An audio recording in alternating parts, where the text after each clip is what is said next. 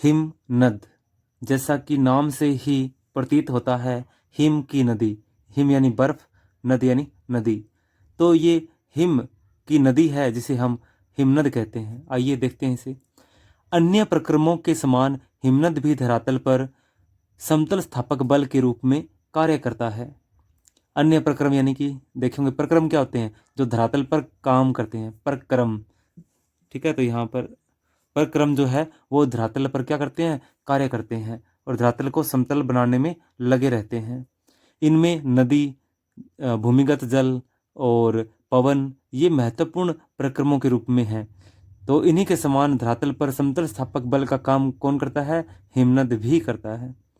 पृथ्वी पर ध्रुवीय क्षेत्र और पर्वतीय क्षेत्रों में उसके ऊपरी भाग पर जहां स्थायी बर्फ जमी रहती है वे क्या कहलाते हैं, हिम क्षेत्र कहलाते हैं। इस हिम क्षेत्र की निचली सीमा जहां हिम पिघल जाती है हिम रेखा कहलाती है।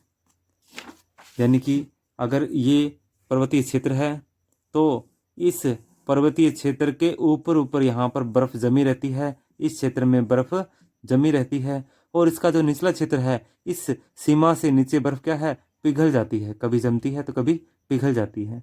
तो इसी सीमा को क्या कहेंगे, हिम रेखा कहेंगे। अब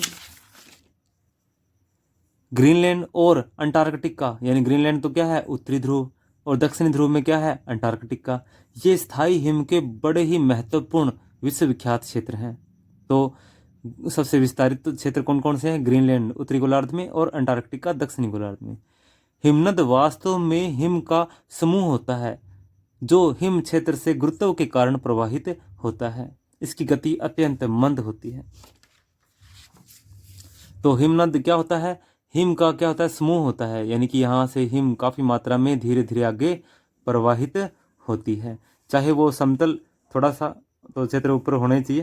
तो ये धरातल है इसका नीचे का, इस धरातल के ऊपर यहाँ से हिम जो है ये आगे की ओर बढ़ रही है।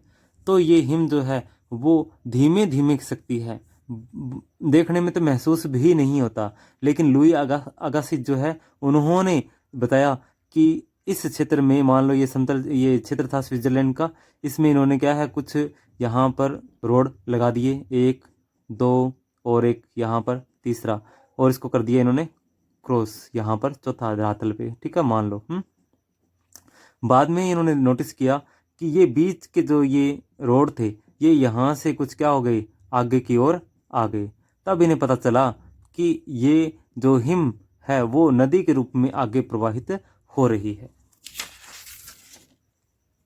इनकी गति अत्यंत मंद होती है और ये गति होती किसके कारण है, गुरुत्व के कारण। वैसे तो नदी भी जो है वो गुरुत्व का अनुसरण करती है, ग्रेविटी के कारण ही ढाल का अनुसरण करती है, और ये हिमनद भी क्या है, इसी ग्रेविटी यानी गुरुत्व के कारण जो है वो ढाल का अनुसरण करते हैं, प्रवाहित होने लगते हैं। इनकी गति अत्यंत मंद होती है, यानी कि वर्ष में भी कुछ सेंटीमीटर ही आगे सकते हैं।